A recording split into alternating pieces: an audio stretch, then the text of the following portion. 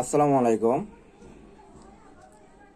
ডাহা meet food এলাকা যে ঘটনা ঘটতে একজন বাঙালি ব্যবসায়িক সোহাগেরে ফাত্তর মারি ফেলাইয়ে পুরা দেশবাসী ইবে দেখকে এবং এবার সত্যিকারের প্রমাণ হল যে সিসি ক্যামেরা ব্যাগে ছবি সহ ধরা হাইয়ে কিবা মাজ্যের ব্যাগ ধরা হাইয়ে আর প্রশ্ন হল যে এত প্রমাণ থাকার পরেও জলযন্ত্র প্রমাণ থাকার পরে ওইও আবার 5 দিনের রিমান্ড 10 দিনের রিমান্ড ইতারা ধরে আনি এদুও নাটক কিলো করে পরে দেয় সিসি ক্যামেরার প্রমাণ এবার দেখিলে তো সর্বশ্রেষ্ঠ প্রমাণ।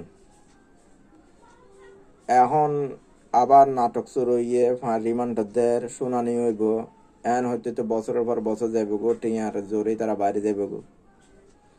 এই হলো বাংলাদেশের আইন, বুঝছেন না?